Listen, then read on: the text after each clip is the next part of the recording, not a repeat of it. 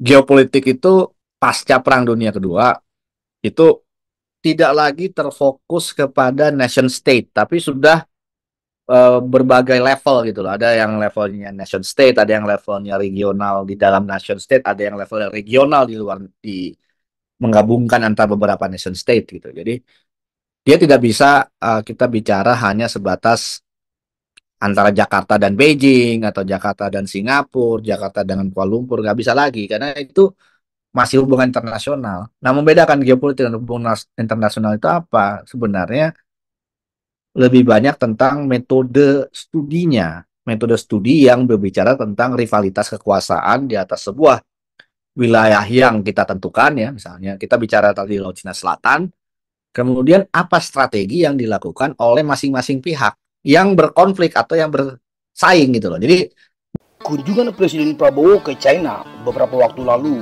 ternyata menyisakan beberapa hal yang menjadi sorotan. Salah satunya terkait dengan joint statement antara pemerintah Indonesia dan China yang bukan saja menjadi perdebatan di dalam negeri, tapi juga menjadi perhatian negara-negara lain. Bagaimanapun juga, sikap pemerintah Indonesia terhadap isu Laut Cina Selatan akan ikut mempengaruhi posisi negara-negara ASEAN, utamanya negara-negara yang wilayah lautnya masuk dalam peta Nine Dash Line yang diklaim oleh China. Filipina, Vietnam, Malaysia, Brunei, bahkan Taiwan adalah negara-negara yang berkepentingan, termasuk juga Amerika Serikat dan sekutu-sekutu baratnya yang selama ini melihat Laut Cina Selatan sebagai jalur laut internasional. Pada webinar ini, kita akan merekonstruksi kebijakan luar negeri kita. Apakah ada perubahan? Dan jika ada, sejauh mana dan bagaimana dampaknya?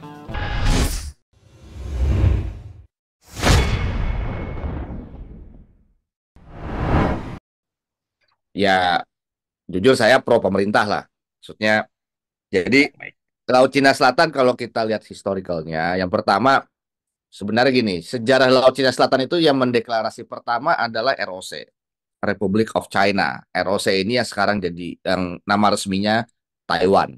Jadi dulu namanya 11 Dash Line. Jadi dulu garisnya ada 11 ketika dideklarasikan oleh ROC. Waktu itu masih tahun 47. ROC itu masih masih beribu kota di Peking. Jadi belum tersingkir nih.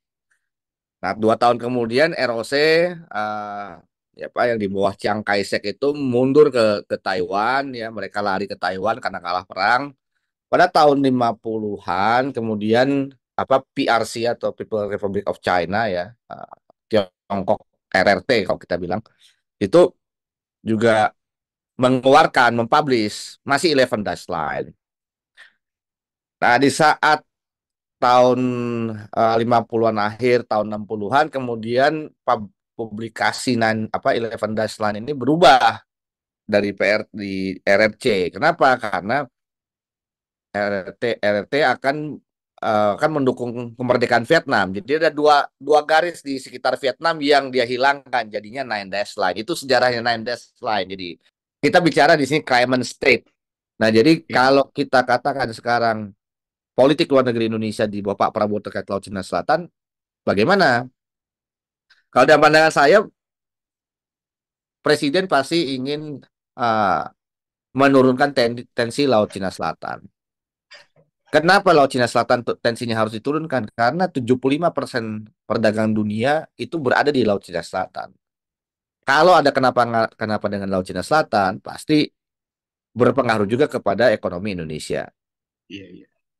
Jadi ini tensi yang harus diturunkan.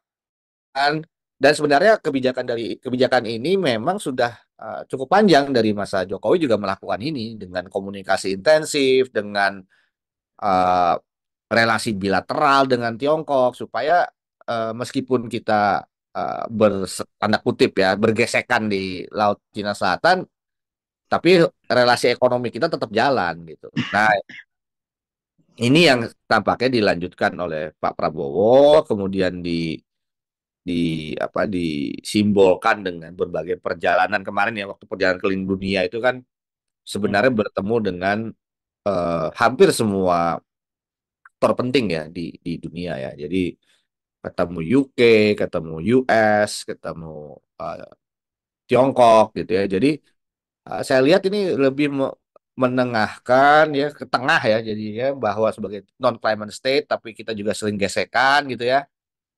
Nah, yang paling penting adalah eh, negosiasi ataupun masa depan karena Laut Tiongkok Selatan ini harus dilihat oleh oleh kita kenapa itu diklaim bertahun-tahun oleh eh, baik Taiwan maupun PRC ya itu karena ya itulah akses laut mereka yang tidak berhadapan langsung dengan Jepang. Jadi Oh, laut ke selatan ini itu eh, jauh dari main power gitu dari Jepang. Jepang nggak punya klaim di Laut Cina Selatan sejak mereka kabur dari Taiwan juga lepas Taiwan mereka sudah nggak hmm. punya klaim dan bagaimanapun secara geostrategi eh, apa kalau ada kompetitor besar di itu pasti mereka akan butuh tempat yang dianggap tidak ada kompetitor besar karena kompetitor besar di Laut Tiongkok Selatan itu tidak tertarik yaitu Amerika ya yang kita bilang kompetitor besar ini yang bisa punya kekuatan naval yang cukup kuat kekuatan angkatan laut yang cukup kuat itu eh, cuman Amerika tapi Amerika nggak punya kepentingan ekonomi secara secara spesifik baik itu mau migas ataupun perikanan itu bukan bukan bukan sesuatu prioritas mereka. Prioritasnya Amerika di kawasan itu adalah perdagangan. Yang tadi saya bilang perdagangan dunia itu kan dari barat ke timur, timur ke barat itu kan tidak lewat Pasifik tapi lewat Laut Tiongkok Selatan, kemudian masuk ke Selat Malaka ya, Selat Malaka baru ke Timur Tengah, kemudian ke mana eh, Selat apa Laut Merah, kemudian ke terusan Mesir ya, terusan kanal kanal di Mesir itu, kemudian baru ke Eropa. Hmm. Jadi 75% perdagangan dunia di situ. Sama dan choke point-nya ada di wilayah di tiga negara yaitu Malaysia, Indonesia, dan Singapura. Selat Malaka. Jadi ini sangat-sangat berkaitan untuk menjaga kondusivitas di perdagangan. Nah, Hmm. di sisi lain kita harus melihat Amerika yang tidak menandatangani UNCLOS. Amerika tidak bagian dari UNCLOS, harus diingat. Iya, Amerika tidak tanda tangan UNCLOS yang iya. selalu memiliki klaim tentang freedom of navigation karena Amerika maunya di Bagas. batas waktu teritorial saja 12 mil laut. Dia UNCLOS dia nggak mau ikut. Jadi dia tidak Hmm. mengakui sebenarnya misalnya laut apa laut kepulauan Indonesia laut teritorial dia tidak mengakui laut teritorial Indonesia di kepulauan. Iya. Nah, jadi dia selalu mengatakan exercise of freedom of navigation. Kenapa penting buat Amerika? Karena itu bisa menjamin perdagangan internasional. Dan semua perdagangan internasional, meskipun kapalnya bukan kapal Amerika, tapi memakai US dollar. Jadi ada kaitannya di situ. Nah, ini sekarang harus ditenangkan semua pihak. Dan Jepang juga kita lihat mulai agresif ya untuk mempertahankan kepentingan ekonominya. Jepang sudah sedikit-sedikit menerabas sedikit undang-undang pertahanan mereka. Kalau Korea mungkin kita nggak terlalu penting ya untuk kawasan internasional ya karena armada Korea bukan sesuatu yang besar. Korea masih dalam situasi perang di Korea Utara, perang saudara yang belum selesai-selesai. Jadi ya kondisinya seperti itulah. Kalau kita ngikutin misalnya kita ngikutin maunya Filipina atau kita ngikutin maunya Vietnam atau kita ngikutin maunya Malaysia yang agak lemah paling lemah sebenarnya Malaysia itu ya susah kita harus punya memang harus punya eh, klaim tertentu bahwa klaim itu bukan teritorial ya bisa saja dan itu yang ditunjukkan oleh Pak Prabowo oke kita mau komunikasi dengan China kita mau komunikasi dengan US Baik. Baik. gimana ketemunya di mana kita bisa apa eh, bisa ketemu gitu dari situ kayak yang harus dilihat. Oke, itu mungkin overview dari saya tentang Laut Cina Selatan. Oke bang, oke bang. Saya udah tangkap poin ini bang. Pertama itu ada kecenderungan Cina untuk menghindari major power di timur kan, malah di Jepang. Tapi kan kalau itu kan kalau kita bicara Jepang sebagai major power kan tahun-tahun itu tahun apa 40-an ke bawah kan. Kalau sekarang kan sudah terjadi perubahan geopolitik di mana Jepang sudah tidak lagi sebagai major power, ya kan. Yang kedua, itu pertama ya. Kedua, penurunan tensi. Jadi ada kecenderungan karena mungkin eh, sengkarut di Laut Tengah Selatan ini bagi Prabowo ya udah daripada kita kayak gini terus. Kemudian juga seperti yang abang bilang bahwa ini mempengaruhi, mau nggak mau juga akan mempengaruhi perdagangan di Indonesia kan, makanya akan diturunkan tensinya. Kata penurunan tensi ini kan jadi perubahan posisi. Dulu kan Tensinya jangan dilihat itu tensi Indonesia China ya, dan dilihat Indonesia Tiongkok. Tensinya adalah tensi regional. Dan Indonesia bisa bergerak secara bilateral kepada masing-masing negara untuk apa mengkomunikasikan. Jadi bukan tensi antara Indonesia dan Tiongkoknya yang sebenarnya. Karena tensi Indonesia Tiongkok cuma sebatas gesekan di Coast Guard dan itu buat level negara itu kecil banget itu. Yang paling dilihat adalah sebenarnya Filipina. Karena yang konflik terbesar di Lombok Selatan, Laut Cina Selatan ini paling banyak ya Filipina dibandingkan kita. Karena dia berbatasan langsung beberapa pulau-pulau di Spratly itu di Kepulauan Spratly itu beradu klaim. Nah, beradu klaim teritorial gitu. Dan iya, Amerika kelihatannya akan ke Filipina. Nah, ada lagi juga masalah Vietnam gitu kan. Vietnam ini secara ideologi kan dekat dengan Tiongkok kayak ideologi ya, formal ideologinya. Tapi kan iya, hubungannya benci dan rindu gitu loh, benci dan cinta. Investasi Tiongkok di Vietnam cukup besar, tapi ada sejarah di mana Tiongkok perang. berperang dengan Hmm. Vietnam pernah perang tahun 79.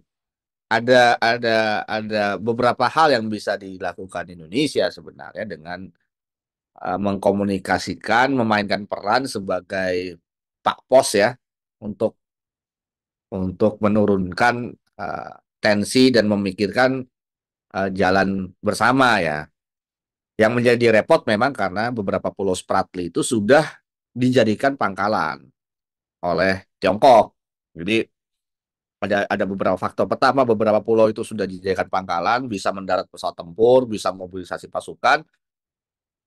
Yang kedua, ambisi strategi Laut Birunya Tiongkok juga sudah mulai mewujud. Ada Tiongkok sekarang punya dua kapal induk eh, kelas Liaoning ini, punya dua kapal induk yang bisa bawa pesawat tempur ya Sukhoi mungkin 20-an atau 30-an pesawat tempur ya. Lebih kecil dibandingkan pesawat induk apa kapal induk Amerika memang. Tapi ya tetap saja ini ancaman untuk tadi klaim freedom of navigation-nya Amerika ya. Nah, jadi itu yang mungkin harus dilihat juga kalau semua mau numpuk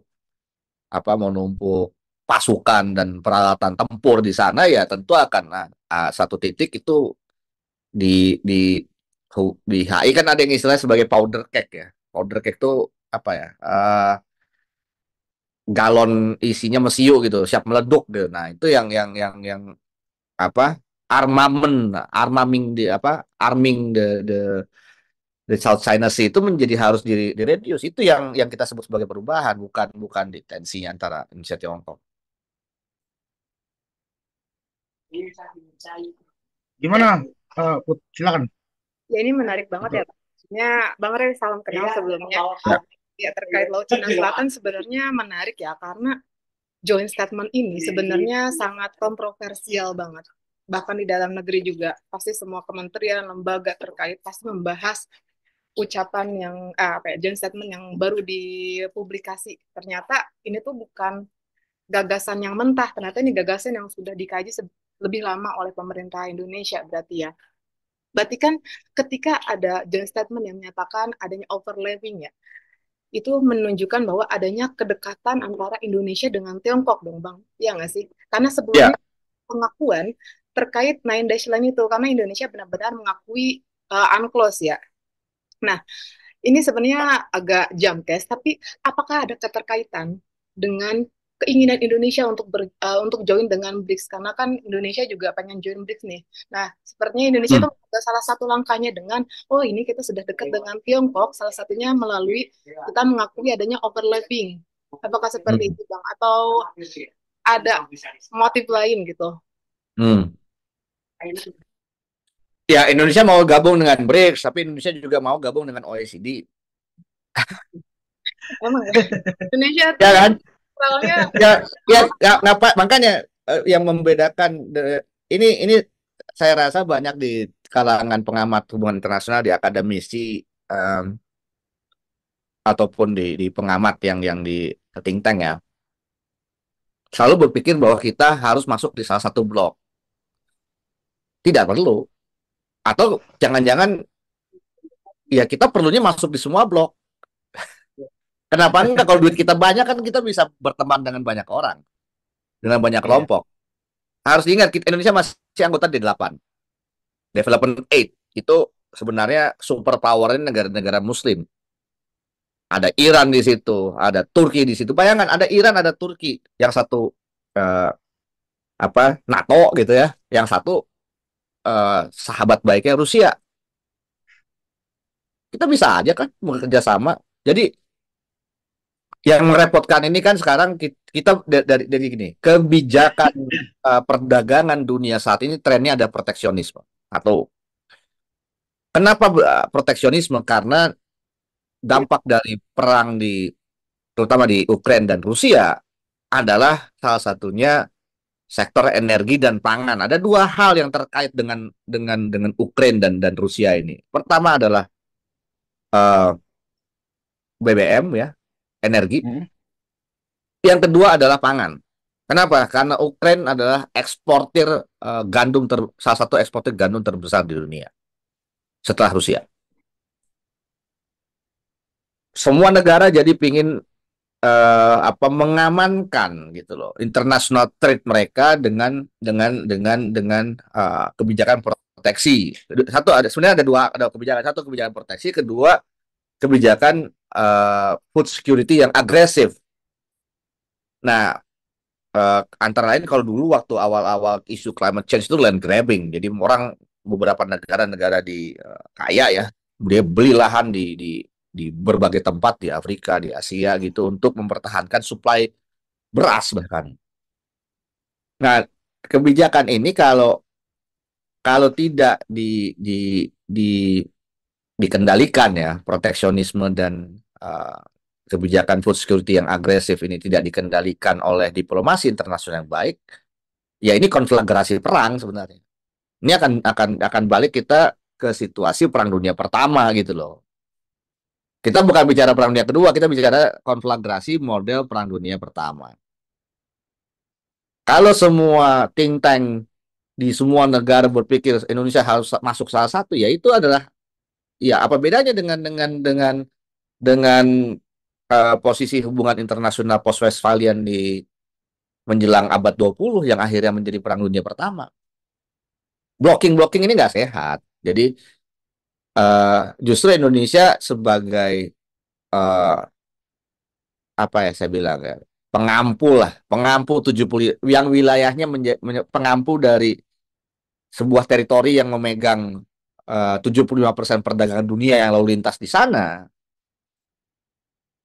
Ya kita harus bisa dengan siapapun, harus bisa masuk dalam blok manapun.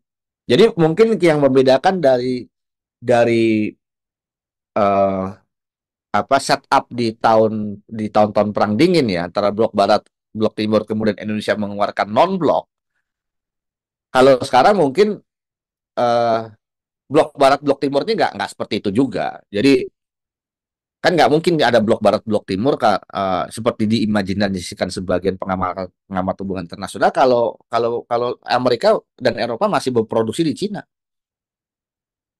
ataupun obligasi pemerintah Amerika masih dimiliki oleh pemerintah Tiongkok. Nah, ini kan nggak bisa lagi kita bisa bilang ke blok barat, blok timur ataupun BRICS, OECD atau kayak Donald Trump gitu. Uh, nggak boleh ada apa mata uang internasional baru. Jadi kita perlu berpikir bahwa dengan situasi kebijakan kebijakan politik luar negeri dan perdagangannya proteksionisme, agresif food security, kemudian juga di berbagai negaranya juga yang berkuasa adalah tanda kutip ya selalu mencitrakan dirinya hardliner ya kalau di Amerikanya kita lagi akan kedatangan Donald Trump untuk presidensi keduanya.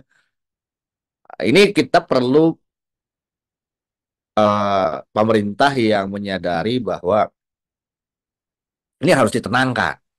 Kita nggak boleh ikut-ikutan karena pengalaman Indonesia begitu Indonesia terlalu ke Blok Timur, adanya apa? Seato dan PRRI Permesta. Kita diganggu dari luar. Jadi kalau teman-teman pelajari itu sejarah PRRI Permesta dan Seato, itu perang beneran yang negara maju ikut perang dalam pemberontakan di Indonesia gitu loh. Senjata diselundupkan lewat kapal selam Australia, pilot-pilot pesawat tempur dari Taiwan, dari Filipina, dari Amerika gitu. Itu kejadian gitu loh. Jadi saya rasa kita perlu berpikir uh, lebih strategis tentang posisi Indonesia yang tadi 75% perdagangan dunia itu selain lewat Laut Tiongkok Selatan, lewat Indonesia, lewat kawasan Indonesia. Kita punya 3 Alki 1, Alki 2, Alki 3. Yang paling besar adalah Alki 1, Selat Malaka. Ini bagaimana? Kalau semua negara berperang, berarti semua berlomba kirim kapal induk ke Selat Malaka. Kita kok jadi Tahu kita ada beberapa negara yang tergantung dengan Selat Malaka. India sudah pasti akan kirim kapal induknya ke Selat Malaka. Tiongkok kirim kapal induk ke Selat Malaka. Amerika udah pasti. Kemudian nanti Jepang dia akan kirim ya dia nggak bilang itu kapal induk tapi itu kapal induk juga yang bisa bawa helikopter juga. Australia pasti akan kirim. Terus kita mau ngapain dengan tensi seperti itu? Jadi kita perlu redakan di Tiongkok ini. Tiongkoknya juga agak tenang, Amerikanya kontak diupayakan tenang, ya dicarikan jalan atau dia dibikin status quo selama 10 tahun lagi. jadi Gimana? kita mulai cenderung realis gitu ya. Saya appreciate banget lah sama kebijakan luar negeri presiden yang sekarang kan. Tapi dari pembahasan tadi Bang cenderung menihilkan peran negara-negara ASEAN gitu loh. Dan memang Amerika tidak menjadi para pihak dalam UNCLOS. Biar bagaimanapun juga, UNCLOS ini kan yang memberikan kita wilayah yang luas, Bang. Ya kan, deklarasi Juanda. Kalau kita tidak berlandaskan UNCLOS, bagaimana kita bisa memperjuangkan wilayah laut yang lain gitu. Gimana lagi misalnya kalau kita bicara dalam konteks bahwa Indonesia sebagai natural leader di ASEAN gitu loh. Kita kayak mengorbankan teman-teman yang lain hanya demi kepentingan kita gitu loh. Iya Enggak kan? dong. Apalagi kita bicara konteks UNCLOS. Iya kan itu UNCLOS yang memberikan ya justru yang sangat memprivilegikan teritorial kita gitu loh. Posisi Jadi posisi Indonesia pasti akan unclose, nggak akan UN unclose itu kita nggak akan ganti. Dalam kan teman-teman yang belajar HI pasti pernah lihat ya, kalau misalnya sesama negara ASEAN aja nih, ketika Indonesia beli pesawat tempur baru, dia pasti bikin komunike dengan Singapura, dengan Malaysia. Betul nggak? iya. Ketika Singapura menambah unit F-18 mereka atau Malaysia melakukan, pasti akan ada komunike bahwa penambahan ini akan ditempatkan di mana untuk kepentingan pertahanan nasional, bla bla bla dan seterusnya gitu. Itu kan Iya betul. namanya sebutannya confidence measure building ya. Jadi confidence building measure bahwa kita butuh komunikasi dengan Tiongkok, kita butuh komunikasi dengan US untuk mengatakan posisi Indonesia. Kenapa ASEAN tidak dilibatkan ya? Karena ini levelnya masih level bilateral dulu. Dan ASEAN ini kan punya kerepotan sendiri, teman-teman. Jadi pengalaman kita di ASEAN kan, ASEAN tidak mungkin mencapai konsensus di dalam banyak hal malah. Tapi syarat keputusannya di ASEAN itu konsensus. Iya kan? Lu Iya. nggak bisa loh Indonesia minta Paradoks. mendesak, Indonesia misalnya sebagai presidensi ASEAN, Indonesia mendesak A, B, C, D harus diputuskan. Nggak bisa. Karena dari awal ASEAN dicatatkan dibangun sebagai konsensus, dilembagakan sebagai konsensus. Semua direktur jenderal ASEAN itu giliran satu. Semua direktur di bawah direktur jenderal ASEAN itu di bawah sekjen apa di bawah direktur jenderal ASEAN itu semuanya adalah gantian. Komposisi direktur misalnya Ekosok, komposisi direktorat di bawah itu semuanya gantian antar negara ASEAN dan diatur komposisinya karena untuk menjaga apa? Sekretariat ASEAN itu sebagai pusat konsensus, kemudian juga kulturnya bersifat konsensus. Dan repotnya di ASEAN juga ada proksi, permainan proksi. Misalnya, Kamboja sama Myanmar udah pasti proksi Tiongkok. Filipina, Vietnam pasti pro Amerika. Mau ideologinya komunis, apa ekonomi Vietnam sekarang sangat tergantung juga bergantung. Bahkan Vietnam udah mulai beli senjata Amerika sekarang. Iya. Sebenarnya kan kalau Malaysia kan ya nggak terlalu kelihatan lah, banyak dalam permainan mereka di balik layarnya lebih kencang dibandingkan di permukaan. Yang kelihatan besar itu kan Indonesia, Singapura, Thailand, baru Filipina tuh. Pemain besarnya ini yang bisa punya influencing besar itu 4 ini. Dan pasti saling mengintip. Misalnya kalau misalnya Thailand sama Filipina apa sama Singapura akan ngintip Indonesia mau ngapain, baru mereka akan counteract. Dan untuk mencapai konsensus untuk semacam jangan dibayangkan misalnya kayak common security and political position gitu ya. Itu yang lebih repot di ASEAN. Karena itu pendekatannya pasti di Indonesia akan menggunakan bilateral keliling ya. Memang lebih capek. ASEAN kan nggak punya komisi ASEAN gitu, nggak ada kan, nggak ada komisi ASEAN itu. Sekretariat ASEAN itu benar-benar tidak punya peran eksekutif sebenarnya, itu hanya program konsensus lah. Beda dengan Uni Eropa gitu yang punya commission yang bisa bernegosiasi atas nama Uni Eropa gitu kan. Nah, saya rasa nggak akan banyak berubah. Justru bermodalkan UNCLOS kita punya posisi untuk satu mengamankan teritorial, kedua posisi UNCLOS dalam yang paling penting posisi UNCLOS itu ada soal negosiasi ZTE, zona ekonomi eksklusif kita ini. Jadi justru mainnya di situ kan. Tiongkok juga ditolak oleh pengadilan internasional kan untuk mengatakan bahwa klaim mereka sesuai UNCLOS, itu kalah juga mereka. Dan harus diingat Tiongkok tidak punya doktrin militer. Tiongkok itu tidak boleh menyerang pertama. Nggak pernah ada kejadian Tiongkok berperang tanpa ada serangan pertama. Bisa dilihat di perang Korea, bisa dilihat di perang Vietnam, di perang dengan Vietnam ya. Di perang Korea mereka tunggu dulu itu serangan-serangan dari UN pada saat itu, PBB ya, karena mereka bersama PBB di perang Vietnam mencapai wilayah Tiongkok baru mereka serang balik. Di dalam geopolitik sebenarnya gini, mempelajari geopolitik kan mempelajari rivalitas kekuasaan dan bagaimana kita melihat strategi-strategi, memahami strategi-strategi di antara pihak-pihak yang berrival atau berkompetisi atau apapun lah. Jadi geopolitik itu bukan sebatas hubungan internasional, tapi juga domestiknya seperti apa. Nah, kita bisa lihat nanti, misalnya nanti pemilu di Filipina, apa presiden baru Filipina seperti apa, atau pemilu di Malaysia, pemilu di Singapura, itu pasti akan ada refinement strategi baru sesuai dengan pemerintahan baru. Nah, itu yang kita harus amatin. Karena kalau enggak ya kita akan ya nggak punya bahan untuk bicara dengan big powers ini, major players-nya di sana. Bung Mina mungkin ada tanggapan? Coba kasih tanggapan dulu. Okay. Ini kok kita kayak harus mengiyakan semua. Iya.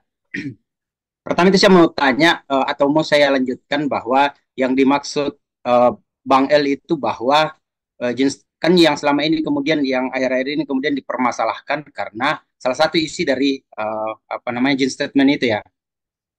Artinya itu kan nanti pada implikasi selanjutnya, pada tahap selanjutnya kalau misalnya itu jadi legal bahwa kemudian Indonesia mengakui itu, artinya yang kena pada apa namanya keputusan itu bukan pada Indonesia, tapi kemudian juga pada konteks ASEAN, Bang Roy. Jadi kan implikasinya bukan pada Indonesia aja, tapi dalam konteks ASEAN. Nah itu pertama kemudian yang harus di ini apa namanya yang kemudian harus dijawab Bang Roy. Terus yang kemudian yang kedua Laut Cina Selatan itu saya rasa saya sepakat dengan Bang El bahwa Laut Cina Selatan ini adalah apa ya sejak saya mulai kuliah di HI hampir 20 tahun yang lalu dia satu di UNAS itu kayaknya Laut Cina, isu Laut Cina Selatan itu tidak pernah berhenti sampai sekarang entah kalau misalnya kita kemudian menggunakan perspektif yang sangat kuno dalam hal yaitu realis, uh, dengan menggunakan itu pun saya belum melihat apa namanya proyeksi ke depan si pemerintah ini kemudian melihat bagaimana posisi Indonesia di Laut Cina Selatan karena memang beberapa sejak kemudian munculnya joint statement itu kita diskusi di kaji hubungan internasional itu tentang bagaimana sih kemudian implikasi ke depan terkait joint statement ini, Bang Roy. Karena kan Indonesia kemudian meskipun dianggap sebagai salah satu leader di ASEAN, tapi dia juga bisa semena-mena kemudian melakukan apa namanya semacam Enggak, kayak kebijakan yang sangat mempengaruhi posisi strategis ASEAN, khususnya dalam konteks Laut Cina Selatan seperti itu. saya Ya, tambahin dulu Bang Roy. Joint statement itu kan mau tidak mau juga kita menihilkan perjanjian bilateral kita di situ sama Thailand, Filipina, Brunei, dan Malaysia gitu loh. Bagaimanapun juga kita ada perjanjian soal Laut Nusantara kan sama Malaysia dan Singapura, ya kan? Ketika kita melakukan joint statement ini, kita seperti pihak yang tidak patuh pada asas gitu loh. kita kan bernegosiasi dengan negara besar ya. Cina bagaimanapun sudah masuk ke tahap negara besar ya. Apalagi ambisi Laut Birunya udah mulai kelihatan nih, Blue Ocean strateginya kan udah lihatkan masih. Tapi harus diingat, jumlah pangkalan militer Cina di luar negeri Cina, di luar negeri Tiongkok, itu udah banyak. Dengan dia melakukan obor atau Belt and Road inisiatif ini, dia berhasil memiliki perjanjian pangkalan ya di beberapa negara, antara lain dia punya perjanjian pangkalan di Sri Lanka dan Tiongkok punya pangkalan militer di Djibouti, tetangga nama Amerika dan Perancis. Artinya kita berhadapan dengan negara yang sudah punya otot ya dan mungkin punya imperatif untuk mengamankan kepentingan warganya di luar negeri juga. Nah, yang kedua, Laut Tiongkok Selatan ini agak perlu kita pisahkan nih. 75% perdagangan dunia dengan dia sebagai natural resources. Laut Tiongkok Selatan itu punya dua natural resources. Kalau perdagangan itu pasti kapal lewat itu yang menjadi problem buat dunia yang lain ya. Tapi penduduk Tiongkok itu kan sudah 1,3 miliar mungkin ya sekarang. Dan penyediaan protein menjadi penting. Makanya ada armada, tadi saya ceritakan ada armada nelayan yang dikawal oleh Coast Guard. Dan itu bukan bicara nelayan kapal-kapal nelayan kecil, ini armada yang mungkin terdiri dari puluhan apa puluhan kapal tangkap atau bahkan ratusan kapal tangkap. Nah, makanya saya bilang tadi ini ada dalam tren dunianya ada yang disebut sebagai tadi kebijakan food security yang agresif, ketahanan pangan yang agresif. Itu konteksnya di situ sih. Jadi kita ngelihatnya jangan sebatas ngelihat relasi antar negara. Makanya bedanya geopolitik dengan HI-nya harus jelas nih. Kalau kita bicara HI, ya kita bicara diplomasinya, kemudian apa? Kita bicara kerjasama perdagangannya, kita bicara dan seterusnya. Tapi ada geostrategi yang harus kita pahami dan harus kita kendalikan. Dan biasanya memang geostrategi jarang dibahas secara spesifik, meskipun misalnya tadi kita bicara UNCLOS. UNCLOS itu kan sebenarnya dia apa sih yang diatur oleh UNCLOS kalau kalau kita bicara apa? Kita bicara hukumnya itu. Itu hukum geostrategi sebenarnya. Meregulasikan geostrategi yang dilakukan oleh negara-negara. Pertama, laut teritorial. Kedua, yang terpenting adalah soal zona ekonomi eksklusif. Karena di dalam hukum internasional diakui adanya yang disebut dengan high seas, laut bebas, laut lepas. Nah, laut lepas ini meregulasikannya gimana? Kalau di Pasifik, mungkin laut lepasnya tidak seluas laut lepas di Samudra Hindia gitu. Karena negaranya lebih sedikit di Samudra Hindia. Semuanya negara coastal di Samudra Hindia, hanya negara-negara kecil sedikit lah. Tapi kalau di Pasifik, Amerika punya protektorat banyak, Prancis punya protektorat banyak. Punya, bahkan kalau Prancis punya punya apa kalau tapi kalau di Laut Cina Selatan, debatnya Amerika sama Cina apa sih? Laut Cina Selatan itu high seas atau territorial seas kan? Makanya kemudian berlakulah regulasi UNCLOS, yang satu negara, satu pihak nggak mengakui UNCLOS. Yang satu extrajudicial dari UNCLOS. Jadi dia pengen klaim jauh dia dia ingin mengatakan, Tiongkok itu mengatakan dengan klaim dia di Laut Tiongkok Selatan adalah klaiman sebagai negara arkipelagik gitu loh, sebagai negara kepulauan juga.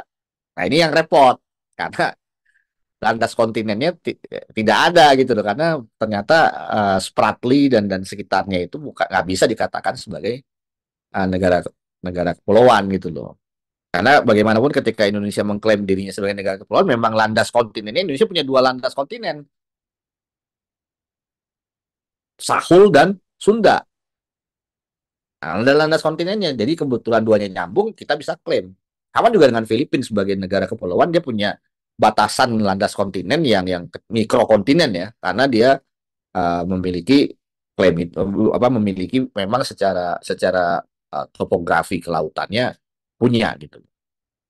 Nah, sekarang ketika ditanya apakah kita meligasikan, saya rasa enggak juga, karena Indonesia pasti akan tetap sebagai peratifikasi UNCLOS akan tetap memperhatikan UNCLOS, karena klaim NKRI berada di UNCLOS, jangan salah.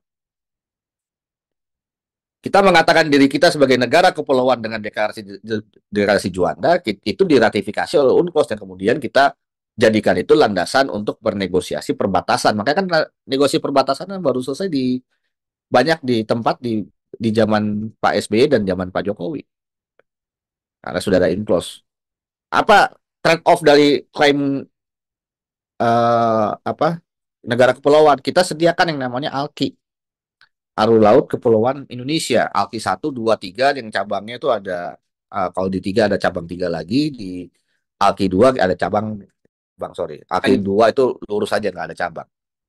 Nah, ini yang seringkali kita lupakan gitu loh, bahwa semua manuver internasional kita akan ada trade off. Kita harus ada memberi dan menerima gitu. Apa yang kita terima, ya kita juga memberikan. Nah, trade off dengan Tiongkok adalah ya Indonesia tetap menjadi bagian dari BRI ya, Belt and Road Initiative atau OBOR namanya, One Belt One Road ya. Tapi juga kita cukup cukup cukup terbuka gitu dengan investasi-investasi lain gitu loh di Indonesia, termasuk dengan ya tanda kutip ya dengan Quad, misalnya dengan relasi kita dengan Australia juga tetap baik. Apakah kita menegasikan dengan berunding dengan Tiongkok, kita menegasikan investasi pertanian dan peternakan Australia di Indonesia? Kan enggak juga. Atau kita menegasikan bahwa kita invest juga di Australia? Kan enggak juga. Jadi nggak bisa kita pisahkan dengan gitu. ASEAN ya, Bang? Dengan ASEAN ya, maksud dari Iya, ASEAN juga sama. Saya rasa ASEAN juga menihilkan peran kita di ASEAN. Ngomongnya kan Tiongkok akan mendukung penuh kepemimpinan Indonesia di ASEAN. Nanti Tiongkok akan melakukan hal yang sama dengan Myanmar dan Kamboja, pasti.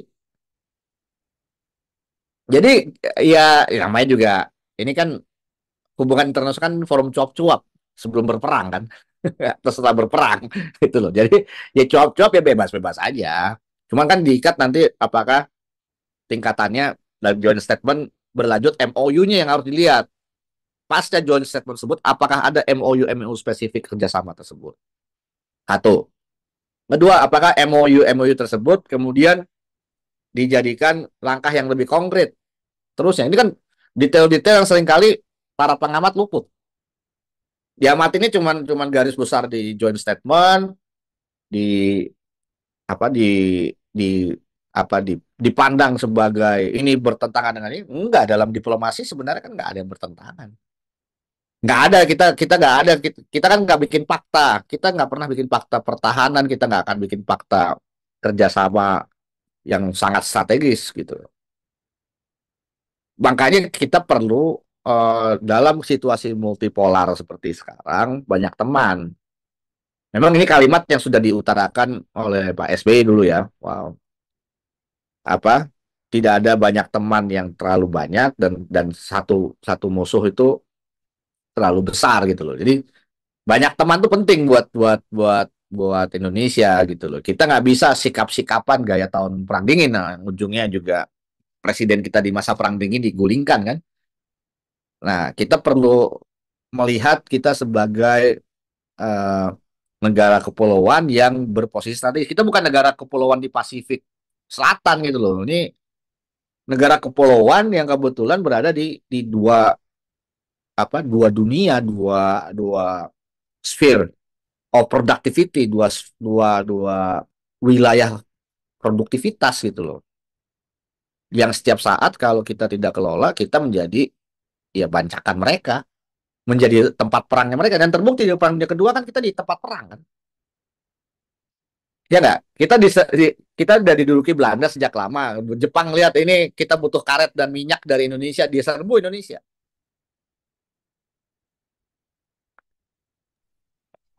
Awan mungkin kasih ada tanggapan Wan? Boleh Bang, izin Oke, Bang. silakan silakan. Bang Roy, salam kenal Bang, Awan Bang. Kenal. Ya, eh kalau saya sih ngelihat soal joint statement terkait overlapping itu semacam kesepakatan transaksional ya. Artinya di saat itu disetujui, di saat yang sama juga kan Indonesia mendapatkan investasi dalam jumlah yang cukup fantastis ya dari China. Jadi ya sesederhana saya melihat ini sebagai sebuah transaksi tukar guling aja gitu. Hmm. Itu yang pertama, Bang.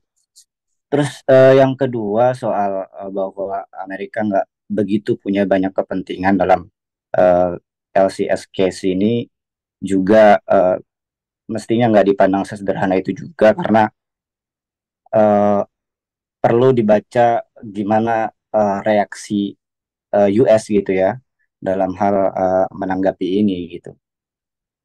Karena kalau misalkan hanya diukur dari bahwa kepentingan Indonesia untuk mengamankan jalur perdagangan gitu ya, tanpa mempertimbangkan hal-hal yang lain yang lebih political internasional gitu.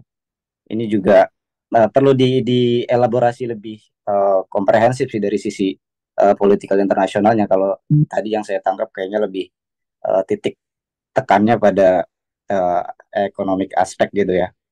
Nah, saya lebih penasaran pertama dari sisi apakah akan menggerus gitu ya. Walaupun sekarang Indonesia bukan menjadi presidensi dari ASEAN gitu.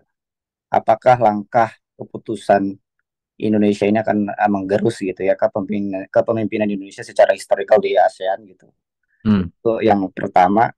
Terus yang kedua, kira-kira reaksi secara political internasional Amerika dengan policy Indonesia ini kayak gimana sih Bang? Itu aja sih dulu.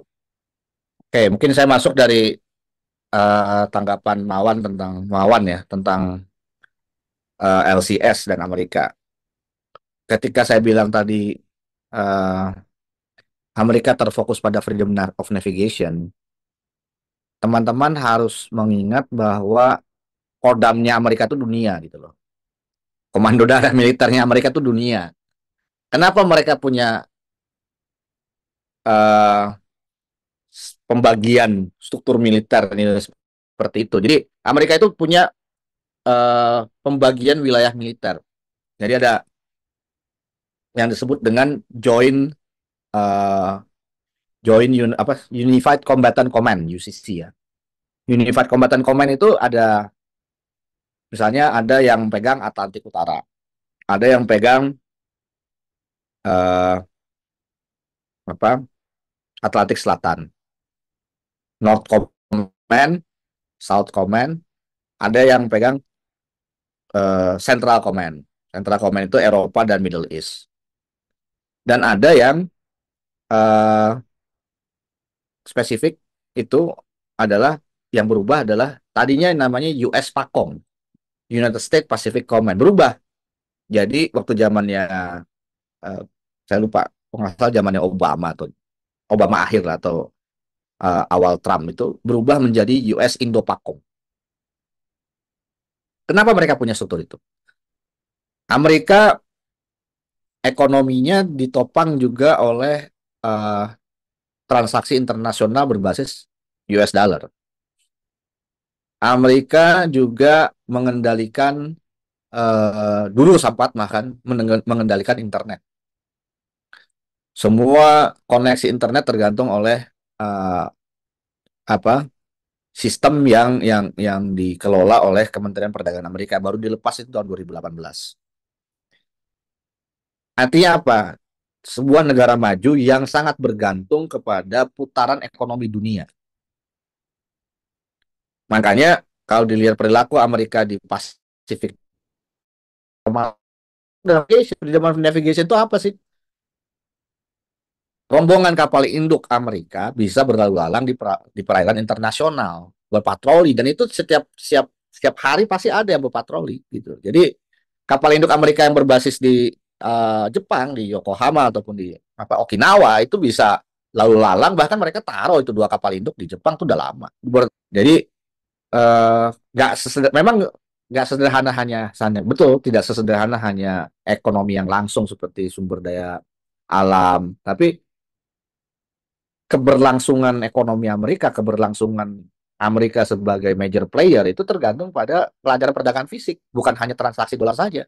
Jadi ada layer, pertama adalah perdagangan internasional berbasiskan dolar, kedua transaksinya juga. Kenapa Amerika bisa mengembargo sebuah negara? Misalnya dengan Rusia. Ya dia cukup bilang sama SWIFT dan semua emiten kartu kredit ya, sistem kartu kredit seperti Visa dan Mastercard itu kan dua-duanya Amerika. SWIFT juga Amerika. Jadi dia bisa bilang, oke, semua transaksi yang ke Iran stop. Dia makanya lebih mahal trading dengan Iran untuk Indonesia saja, itu lebih mahal trading dengan Iran. Kenapa? Kita harus muter. Nggak bisa langsung antara Iran dan Indonesia. Kenapa? Karena yang bisa menghubungkan itu dulu Amerika. Nah, begitu di embargo, kita nggak bisa bertrading langsung dengan Iran dengan gampang gitu loh. Makanya kemudian keluarlah ide dari BRICS untuk punya mata uang sendiri. Sebenarnya mata uang itu konteksnya apa? Adalah sebuah sistem transaksi gitu loh, sebuah sistem transaksi clearing antar negara yang tadinya lewat Amerika, yang paling cepat, sekarang mau dicoba dibikin lewat yang lain gitu loh. Uni Eropa sendiri mencoba menyaingi dolar kan nggak cukup berhasil dengan euro kan. Dan kadang-kadang Amerika melakukan tindakan militeristik untuk memastikan bahwa dolar tetap dipakai. Misalnya apa? Perang dengan Irak tahun 2003 ketika Irak mau bertransaksi dengan menggunakan euro. Nah itu kan sejarah-sejarah itu kan nggak bisa kita lupakan gitu loh. Jadi kita melihatnya ketika dengan ASEAN pun kita harus melihat ini nanti proksi-proksi atau Amerika akan bernegosiasi dengan siapa untuk ASEAN, karena tetap saja pasti semua major player di luar ASEAN itu akan pertama melakukan hubungan bilateral untuk memastikan agenda mereka dibicarakan atau bagaimana frame diplomatik mereka dipertemukan di ASEAN. Makanya kan selalu ada ASEAN Plus 3, ASEAN Plus 6 atau apapun lah yang selalu dilakukan untuk menjamin sebuah forum komunikasi yang bersifat langsung. Nah, ya ini saya takutnya poin yang ingin saya konfirmasi ke Bang Roy sebagai ya sosok yang berada di posisi pemerintah ya.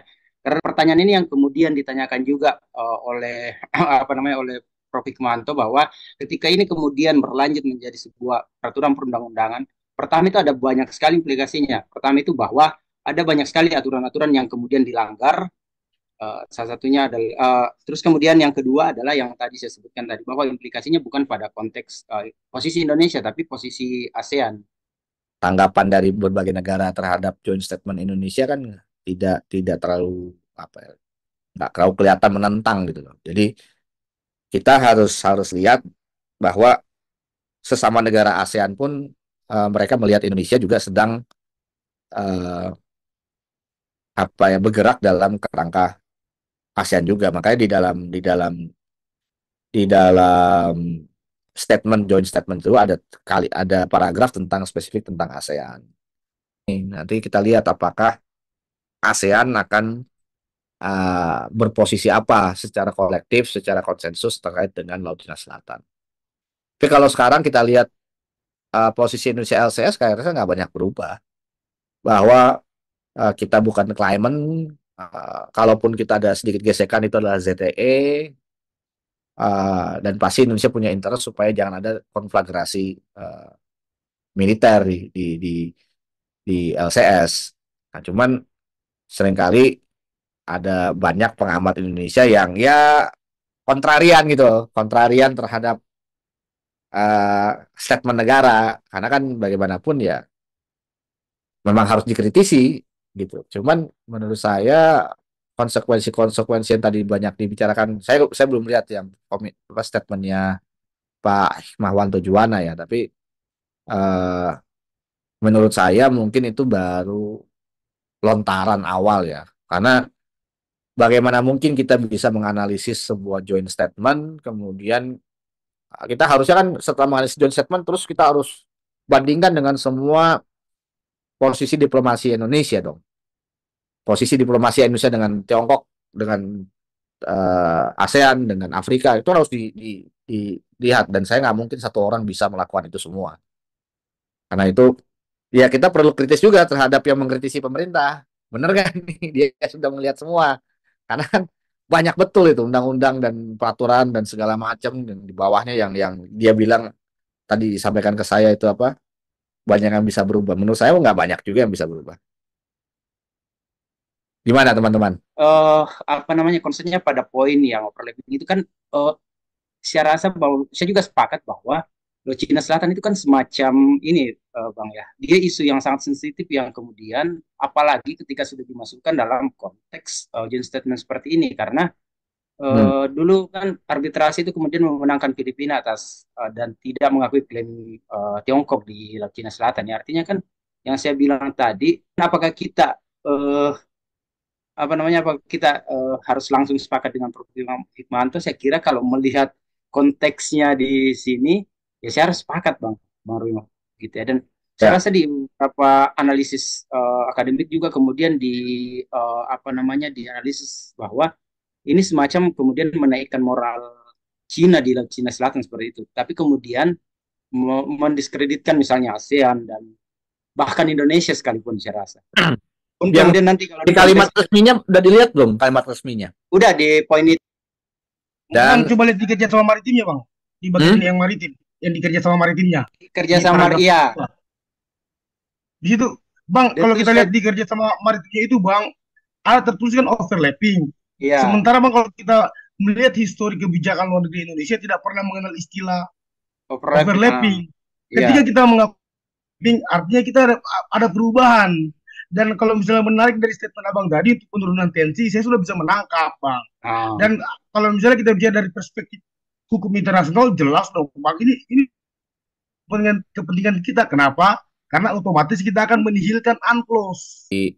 jadi gini loh, ada logika yang bisa juga kita lihat adalah daripada kita ribut, ya kan, daripada kita karena gini, berantemnya adalah soal ikan dan kelihatannya itu berantemnya soal ikan. Ya, ya udah, joinan aja, bikin perusahaan gitu kan, bikin perusahaan joinan untuk eksploitasi maritim di sekitar Natuna. Artinya Indonesia bisa saja untuk daripada kita berantem terus adu Coast Guard di perairan sekitar Natuna, ya udah kita bikin joint venture di sekitar Natuna, kan itu bisa juga. Cuman menurut saya kalaupun itu yang dikatakan di laut teritorial tentu enggak lah, karena kita tetap berdasarkan UNCLOS. Yang penting itu adalah nanti landasan kolaborasi di atas ZTE, apakah tetap di ZTE Indonesia atau tidak, ini yang jadi apa uh, yang penting, karena overlapping claims-nya dalam konteks bilateral, bukan konteks ASEAN saya rasa. Betul, sepakat. Cuman kan ketika kita bicara overlapping kita kan sama China ya di utaranya Natuna kan, di zona ekonomi eksklusif juga. Ketika kita melakukan negosiasi bilateral dengan Cina, itu juga mempengaruhi posisi ASEAN karena itu wilayah itu juga diklaim Malaysia, termasuk juga Filipina. Makanya sepengetahuan saya, Cina bukan termasuk negara kepulauan, gitu loh. Bukan, Dan China berupaya dengan Nine Dash Land. China berupaya dengan Nine Dash Land mengatakan dia negara kepulauan, karena landasan negara kepulauan tetap ada ya, continental shelf-nya. Kalau nggak ada continental shelf gimana? Sementara kalau kita ya, lihat topografinya di kawasan itu nggak ada yang continental shelf, semuanya betul bang, di betul atas bang. 200 meter Tapi dalamannya. apapun itu bang, sebenarnya gini bang, dari poin teman-teman itu sebenarnya kita sudah semacam mengafirmasi kepentingan Cina. Hmm, Itu poinnya bang.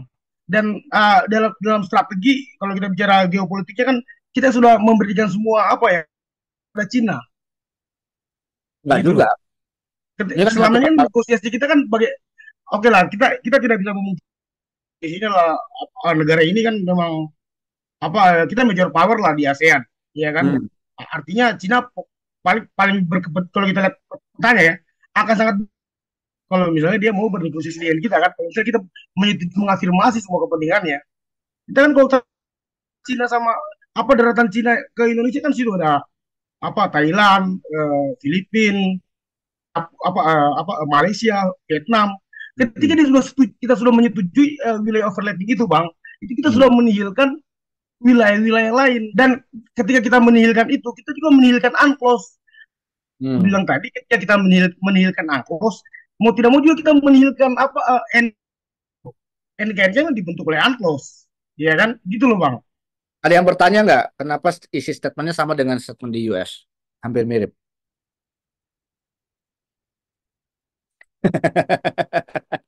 Tentang South China Sea. Kenapa? Kenapa setelah itu pertemuan dengan Biden ngomong hal yang sama? Maksud saya nggak tahu persis ya negosiasi Tiongkok dengan Indonesia. Ini kita posisinya sama, meskipun saya pendukung pemerintah, saya juga posisinya adalah pengamat juga ini. Posisinya yang sudah didiskusikan oleh pemerintah Indonesia selama ini seperti apa? Jangan-jangan ini hanya kulminasi aja. Ini sudah negosiasi yang sudah bertahun-tahun yang perlu dilakukan oleh di level presiden. Nah, bisa juga begitu, Ya. ya kan? Oke bang. Iya Ya, betul bang. Oke bang. Eh kita ini sudah Abang Jo ini sudah punya jam kesibukan makan juga. siang. Iya. Oke, kalau gitu sebelum kita tutup bang, saya menyebutkan beberapa hal ya kan Hmm. yang dari diskusi kita ini ada beberapa hal yang kita bisa tangkap lah. Yang pertama itu kayak joint statement ini memang tujuannya untuk mengurangi tensi. Yang Hmm. kedua juga sebagai salah satu melindungi jalur perdagangan ya. Dan Ya. nah sekarang mungkin closing statement saya minta juga dari abang gitu untuk memberikan Malah pakai statement statement. udah kayak gua profesor aja. Kan udah lama ya nggak ngobrol tentang hubungan internasional dan geopolitik ya. Karena gue memisahkan keduanya. Jadi ada kritik saya adalah di media ataupun di banyak pengamat itu tidak bisa membedakan geopolitik dengan hubungan internasional. Kebanyakan orang membahas geopolitik sebenarnya itu masih dalam kacamata hubungan internasional. Karena geopolitik itu eh, pasca Perang Dunia Kedua itu dia tidak lagi terfokus kepada nation state, tapi sudah berbagai level gitu loh. Ada yang levelnya nation state, ada yang levelnya regional di dalam nation state, ada yang levelnya regional di luar, di menggabungkan antara beberapa nation state gitu. Jadi dia tidak bisa kita bicara hanya sebatas antara Jakarta dan Beijing atau Jakarta dan Singapura, Jakarta dengan Kuala Lumpur, nggak bisa lagi karena itu masih hubungan internasional. Nah, membedakan geopolitik dan hubungan internasional itu apa? Sebenarnya lebih banyak tentang metode studinya, metode studi yang berbicara tentang rivalitas kekuasaan di atas sebuah wilayah yang kita tentukan ya, misalnya kita bicara tadi Laut Cina Selatan, kemudian apa strategi yang dilakukan oleh masing-masing pihak yang berkonflik atau yang bersaing gitu loh. Jadi bisa aja dia persaingan politik, bisa saja dia di dalam sebuah konflik atau berada di dalam sebuah konteks forum diplomasi untuk mencegah konflik. Yang dilakukan Indonesia jelas berada di dalam forum diplomasi untuk mencegah konflik. Ada persaingan nggak? Ada. Ada tanda kutip pertarungan nggak? Ada. Tapi apa strategi di balik itu yang kita harus tahu. Itu yang membedakan dengan hubungan internasional. Kalau hubungan internasional dia sih akan bicara fakta-faktanya, kemudian nanti kita bicara hukum internasionalnya, kita bicara hukum domestiknya masing-masing dan seterusnya. Tapi nggak pernah bicara tentang apa sih ini dagingnya nih, daging dari persoalan ini yang diperebutkan atau dipertentangkan ini gitu loh. Jadi dan geopolitik itu bicara masyarakat yang membedakan. Kenapa? Karena ada diperlukan justifikasi untuk melakukan konflik. Justifikasi. Kenapa saya harus berperang dengan Jepang misalnya? Ya, kan nggak mungkin seorang presiden mendeklarasikan perang misalnya dengan negara lain tanpa dukungan masyarakat, pasti kalah gitu. Jadi di dalam geopolitik itu kita membahas juga yang kita sebut sebagai representatif geopolitik atau ideologi. Nah, itu yang mungkin kayak makanya saya tadi sampaikan Cina nggak pernah akan menyerang duluan. Itu ideologi itu di Tiongkok bahwa tentara Tiongkok tidak boleh melakukan serangan pertama, serangan militer pertama. Kalau gesek-gesekan adu kapal boleh lah. Tapi menyerang dengan senjata mematikan lethal weapon itu nggak bisa misalnya. Itu ada ideologi-ideologi yang seringkali kita lupakan gitu loh. Bahkan ketika kita bicara Nine Dash Line, kita lupa bahwa Tiongkok sedang bernegosiasi dengan perbatasan dengan Vietnam di saat dia menghilangkan dari 11 Dash Line menjadi 9 Dash Line. Nah, kita harap mungkin suatu saat nanti di Dash Line di Indonesia dihilangkan. Bisa jadi begitu kan strategi kita untuk menghilangkan Dash Line di kawasan Natuna. Jadinya join apa gitu loh. Itu juga bisa menjadi strategi ASEAN saya rasa di masa kepemimpinan Malaysia yang sudah diserahkan di Desember ini kepada Malaysia. Karena ada 2 dash line yang dekat dengan Malaysia ya, kalau nggak salah di dalam. Karena menggariskan di peta itu yang dash line itu maknanya apa sih? Artinya itu adalah klaim yang belum diformalisasi. Nah, kita mau klaim Tiongkok akan bergerak kemana? Karena pasti juga Tiongkok akan merubah strategi gitu. Nah, menurut saya yang paling optimal untuk Tiongkok ya pasti berstrategi tadi. Pulau-pulau tadi dijadikan pangkalan dan kemudian menjadikan semacam kabupaten seberang lautan gitu ya. Yang mungkin juga agak mengganggu untuk Malaysia dan Filipina, tapi itu bisa diterima. Lebih bisa diterima dibandingkan tarik garis lurus. Lautnya yang diambil gitu. Nah, itu yang kita perlu diskusikan banyak di kalangan hubungan internasional. Bisa kita terima nggak kalau misalnya Tiongkok daripada Nine Dash Line adalah kabupaten seberang lautan di Laut Cina Selatan misalnya. Itu yang justru terobosan gitu loh dibandingkan ya kita ribut ya nggak akan ada selesainya. Oke, kira-kira itu dari saya. Terima kasih yang sudah host acara ini ya.